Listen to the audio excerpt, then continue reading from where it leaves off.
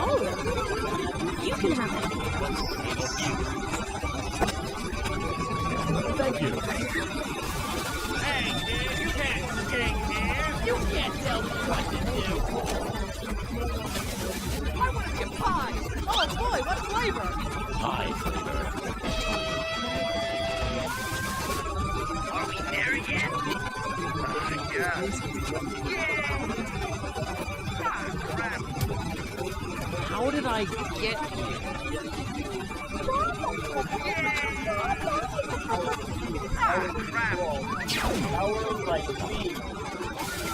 I baked you a pie. Oh boy, what flavor? Caramel flavor.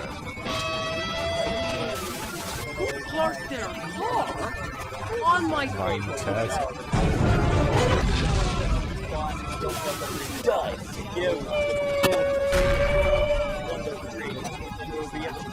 Meanwhile, in an alternate dimension...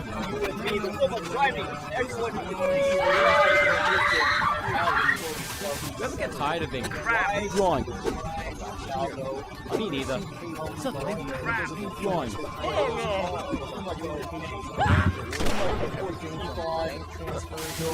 Haha! They said I could never teach a llama to drive. No, llama, no! We come to rely on this vital That's because companies spread data across multiple people. So if one goes down, customers will be cut off. It's an important practice given how vulnerable cables can be to a host of factors like hurricanes, earthquakes, and accidental or intentional damage. From fishing nets for shipping. We are the only ones. Multiple undersea cables in the Baltic Sea and Europe have been disrupted. Well, NATO officials have launched an operation sending Have you seen the warships baby? No, I think he got outside. Suspected intentional attacks in the Baltic Sea, while improving coordination with border guards from the affected nations. CNN's Nick Robertson shows us how these cables work and just how vulnerable they can be. You might think that the internet comes from up there in the sky in the cloud. The reality is it lies deep below the ocean. And it's all Sir, you appear to have a very severe case of network homework. of internet cables under the sea. This map shows the hundreds that crisscross the ocean, connecting countries with each other. According to NATO, 1.3 million kilometers of cables carry $10 trillion worth of financial transactions daily. So how do they actually work? Well, modern undersea data cables like this one use fiber optic technology. The fibers are wrapped in layers and layers of protection before they're laid on the seabed by ships. They lay directly on the sea floor. However, closer to the shore, they're typically buried under the seabed.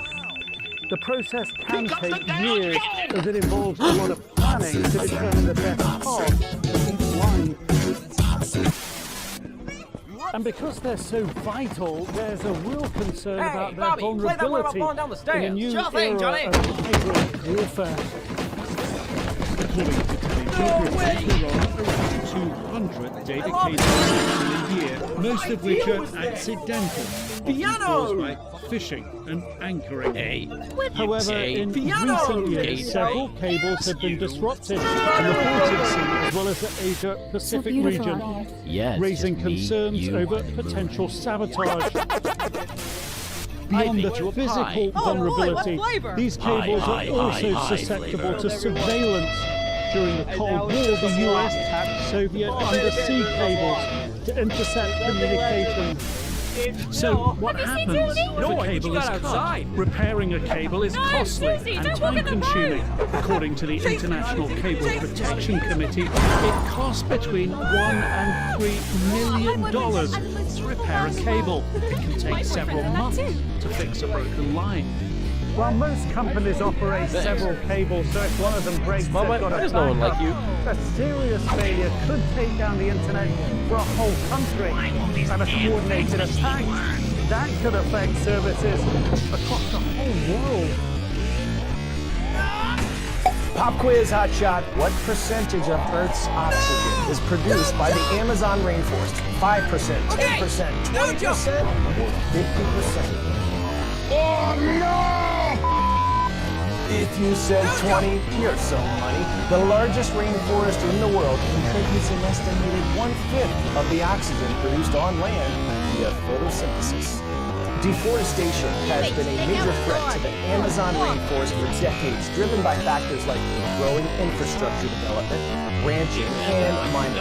In Brazil, the Environmental Protection Agency recently led a raid to combat deforestation, stopping illegal loggers, closing their sawmills, and fining those involved millions of dollars. Our Stefano Pozzoban shows us how the operation carried out its goal to curb illegal logging in the protected and indigenous lands that see some of the country's highest deforestation rates. This is Operation Maravilha, which takes its name for a kind of sawdust. Environmental agents in Brazil have kicked off a major campaign to tackle deforestation in the Amazon rainforest. The government told Reuters that the operation should be the largest of its kind in 5 years. They granted the agency rare access to this timber raid we're seeing now. Officials say more than 5,000 truckloads of illegal timber were seized in the last few weeks. And most of it comes from some of the most heavily logged regions in the Amazon rainforest. Since taking back the presidency in 2023, the Brazilian president Luiz Inácio Lula da Silva has promised to tackle deforestation, which was surging under his predecessor Jair Bolsonaro. And Lula has made progress. Deforestation in the Amazon fell to its lowest level in 6 years, plunging 66% year-on-year in July of 2023. On the other hand, critics point out Lula's investment in fossil fuels, which include his recent push for offshore oil drilling near the Amazon River, which is one of the most biodiverse regions in the world. Brazil has also announced its intention to join OPEC+, a group of oil exporting nations, which signals the country's evolution into a key oil producer. And this is happening just 9 months before the country hosts the United Nations Environmental Summit. Lula has said before that the oil revenues can speed up the transition to clean energy. But fossil fuels make up the bulk of planet heating pollution, while the other main source is changes in land use, which include deforestation, and this is the fine line Brazilian authorities are currently trying to balance.